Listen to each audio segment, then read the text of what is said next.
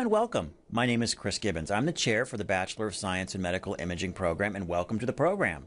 You've obviously have received your new student packet and are working through the checklist, and one of those first items on the checklist was to watch this video.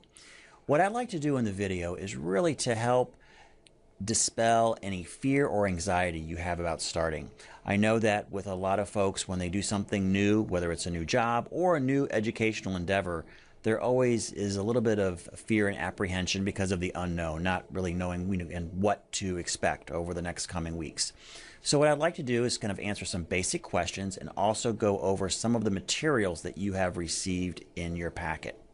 All right, so one of the first things that we get commonly are questions about technological requirements. What do I need to do the program? Do I need to have an iPad? Do I need to have Android? Well, what you really need is a dependable laptop. You want to make sure that, again, you have a nice functioning laptop. It does not need to be high-end. Again, very basic laptop will service you very well. But one of the things you want to take a good look at with that laptop is how old is it. In general, if it's about 5 years old, you may want to consider a laptop upgrade. Reason for that is, what if you had a catastrophic hard drive failure and you were in the middle of a semester and everything that was on your hard drive was lost and you didn't back up, which we do recommend that you back up quite frequently on many different sources. But let's say that didn't happen. Again, laptops, when they start to approach the 5 to 7 year mark, the chances of something like that happening do increase. So you may want to look at investing in a new laptop if you're over about 5 years of age on your laptop. Again, you can get a very good one for about $400, so no need to go out and buy the cutting edge technology. $400 laptop will do you very, very well. So take accounting of your laptop and your hardware that you have with that. And if you think it's fine, that's great. If it's getting a little aged, you may want to consider an upgrade. It could save you a lot of stress later on down the road. Okay, let's talk about webcams. Do I need a webcam? Yes, you will need a webcam for the program. Most laptops, again, produced in the past 5 years will already have a pretty decent webcam incorporated into that. So no worries there. One of the things, though, I do recommend is a microphone. Now, that can be either a headset microphone or one of these freestanding microphones. In any case, you should not spend more than $20 on a microphone. There are microphones incorporated into your laptop. Obviously, if you have a webcam, it comes with a built-in microphone. What we have found is that the microphones in most laptops are pretty poor, and if you're doing a video presentation for a class, the audio simply does not work well enough for us to hear you in many cases. But again, you're looking at probably a $20 investment for a decent microphone, which you can get at any of the big box stores. My recommendation here is don't go out and buy it yet. You'll know when the classes that you will need those microphones in. You'll know on the syllabus. You'll have a major media project due. At that point, you can go out and get the microphone. Another thing I get questions on are software. What kind of software do I need for the program? Basically, only one suite of software will you normally need for the program, and that is Microsoft Office. Again, I would recommend the student version. It's very economical.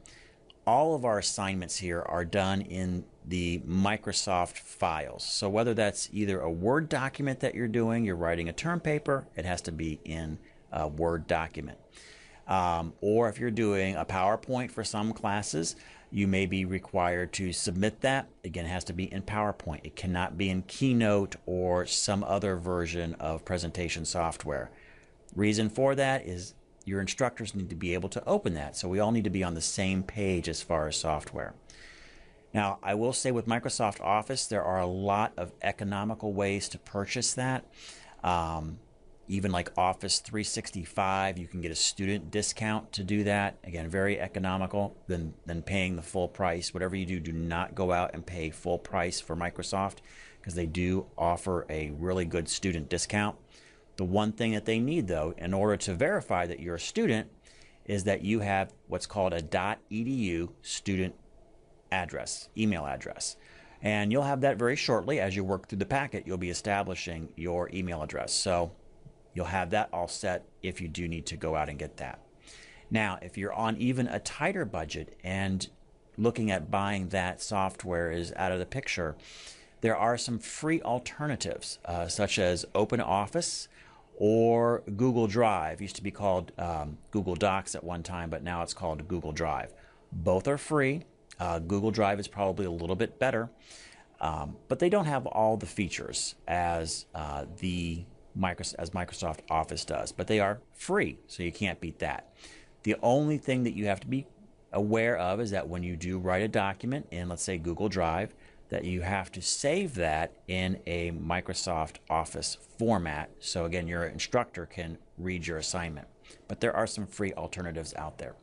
Okay, so that really kind of covers some of the basics as far as hardware and software that you will need for the program. One last point I get questions on is, can I do assignments on my smartphone? Can I do them on my iPad or my Android tablet? In most cases, you cannot. Now, there are some things that you can do within your virtual campus, which is called Desire to Learn, or D2L for short. You will hear us say D2L quite frequently here, but that stands for Desire to Learn. There are some things that you can do with a phone and a tablet, but by no means will they be able to replace the laptop at this point or even in the foreseeable future as far as productivity, getting work done and submitted to your classes. So you cannot get by with just a tablet or a phone in this program. So again, make sure you got that functioning laptop. Okay, now a couple of things in your packet.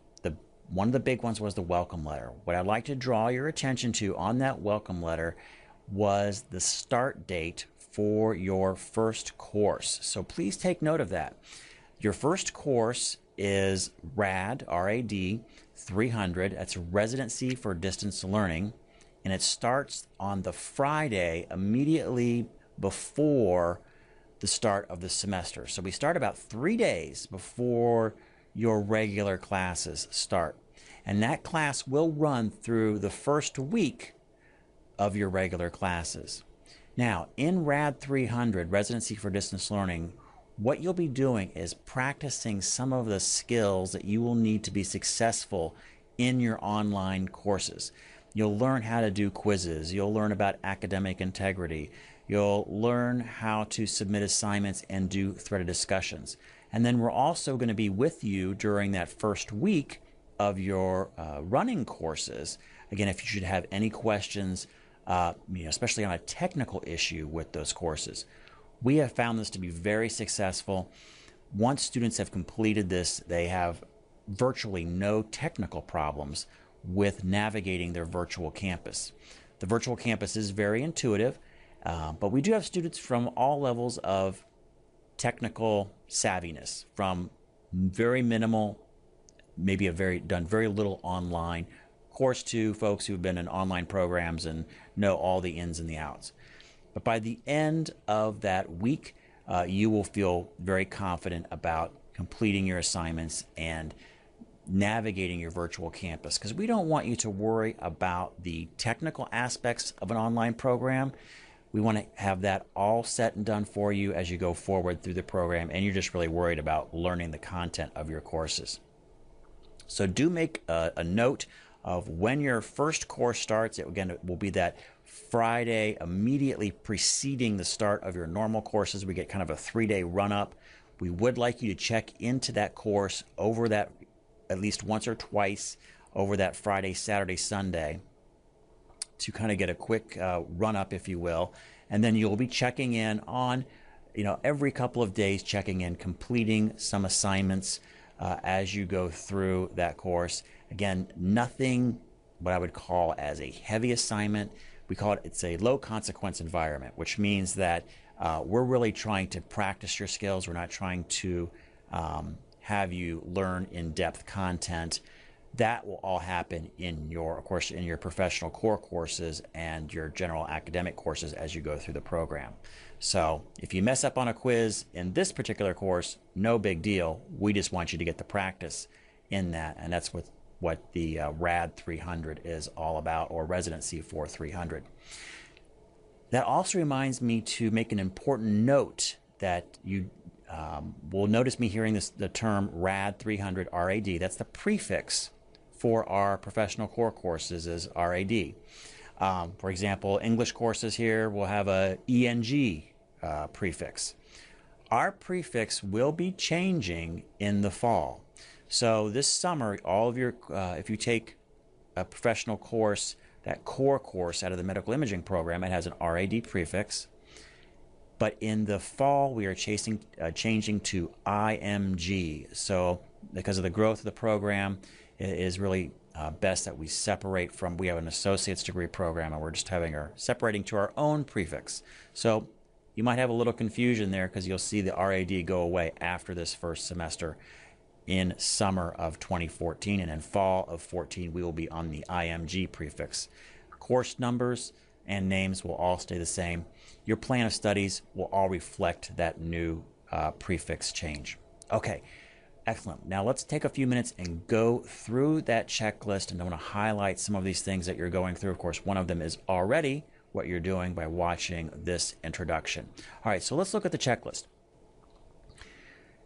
Of course, you've done the introduction. Excellent. Now the next thing you'll be doing is establishing your college email. You will find a password data sheet in your welcome packet. Again, pretty intuitive to get that established.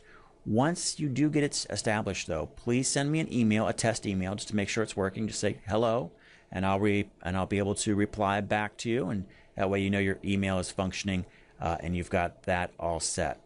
If you do have any problems with your email, please give me a call or send me an email from another source, and we'll get that worked out. In general, if you have a problem with an email, it's something to do with maybe the password, and maybe we'll need to reset your password, but it's pretty infrequent. But again, if it happens, just let me know and we'll be able to get that rectified, or I'll be able to point you to our IT department to get that fixed for you. Excellent. So after that, you will want to then log on to something called Empower Me. We just abbreviate it. Typically, we'll just call it Empower. But Empower Me is your online grade and course registration system. And you'll typically use that a couple times a semester. You will use it to register for your courses every semester, like you'll be doing now. You'll be registering for courses. And then also after the courses are completed, you'll be going back onto Empower to review your grades. That's how you get your grade card, is by looking at Empower Me. It's not something that you'll use on a daily or even weekly basis. Again, pretty much at the beginning and end of semesters for registration and grade verification is when you'll be using Empower Me. You have all of the instructions in there to go through that process and register for your first courses. Summer is a little unique in that our students do register for 2 semesters at the same time. So you will be registering for the summer courses, and then you also will register for your fall courses. If you have any difficulties in registering for courses, perhaps a course is full, or you cannot locate a course, please contact me, and either myself or Aaron House, who is your academic advisor, we will work with you to try to get that solved. Another thing that you'll want to do is have some basic familiarity with Empower Me. Probably the most popular activity that people will do with Empower Me is, again, grade review, looking at their grades, but you can also look at those transcripts that have been received, and that's kind of like actively updated in Empower Me. So do take some time and go through those features and explore Empower Me. The next thing that you'll do is access D2L. Now, D2L is that virtual campus. This is where you will be doing most of your work, and on a daily or at least every other day basis as you're checking into your courses. So this will be a big one for you, the Desire to Learn or D2L. Again, you'll want to get that established. You'll want to log on. There's a walkthrough in your packets that shows you how to get into D2L. Please note that your courses, when you register for your courses through EmpowerMe, you'll be able to sign up for them. You'll be able to verify that they're signed up, but they will not show in Desire to Learn right away. Don't let that worry you. As long as they're on EmpowerMe, you are all set. It does take some time for the information to transfer from one system to another.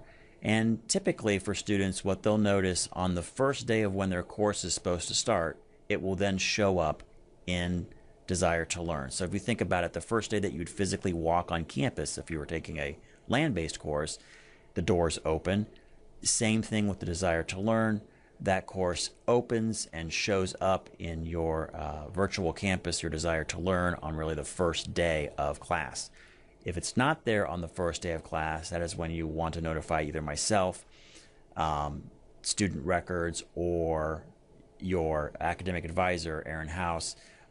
Definitely notify us that you cannot get into that course, and we will get that fixed for you. Then after you've gone on to, again, Desire to Learn, at least logged on, saw that you're able to access the campus itself, the virtual campus, even though your courses may not show, you'll want to order your textbooks. For those of you that have attended college recently, you probably know that you can order textbooks through either the college bookstore or you can order them from other sources. That's totally up to you in what you choose. I will say that the bookstore that we have at Mercy College, they're very good with speed, having your books to you quickly, and service, but the price can be a little high. So again, I would use your own judgment on where you want to buy your textbooks. It is sort of buyer beware. If you go out to the web, places like Amazon or half.com, our students have been very successful in getting some books at a very reasonable price through those sources. Whenever you buy books, though, from outside of the college, you want to make sure that you do have the correct edition of the book. So do make sure that's matched up. The way that you do that is by looking at the bookstore. All the classes are, the books are separated by class. So you will find the class that you're taking. You'll click on that link. It will then show you the required textbooks for that class in that semester. You can write down that information or take a screen capture or a copy and paste. Make sure you got the right edition, and then if you are going to other sources, you can make sure that matches. But again, whatever you do, make sure that you're dealing with a reputable dealer and that they can get you to the books quickly. We've encountered problems where students have maybe ordered off of eBay and they haven't gotten books for 6 weeks. And of course, by then, their course has already started, then they're way behind in reading, and they had to actually go out and buy books from other sources. So again, buyer beware, make sure you're dealing with a reputable book provider. The other last thing on the checklist will be if you need financial aid or you are pursuing tuition reimbursement through your employer, you will want to use this time to finalize that process if you've already started that, or definitely contact financial aid or your employer immediately to start that process. I will say at Mercy College, our financial aid department can work very quickly with you in getting your financial aid package put together, but you will want to contact them very soon if you haven't already done so. And with employers, a lot of employers do require a pre-approval process before taking certain courses. So again, look at your employers, whatever they have their requirements for you to do, that you have met those requirements if you're seeking reimbursement through your employer. So excellent. So those are the steps on the checklist. Kind of work your way through that. Again, if you have any difficulties or problems, my contact information is in your student packets along with Erin's information. You can contact her as well. In RAD 300, one of your very first exercises will be to schedule an academic advising appointment with Erin to talk in some more depth about your plan of study and how best to work with Erin on an academic advising issue. So rest assured you're going to have some contact with her, and we do those all through the phone, of course, for our distant students. So excellent. Again, welcome to the program. We're so pleased to have you here. If you have any comments or questions as you go through the process, please don't hesitate to contact me. The faculty, the staff, we're all here for your success as you go through this program and beyond. So again, welcome to the program. And as always, thank you for watching.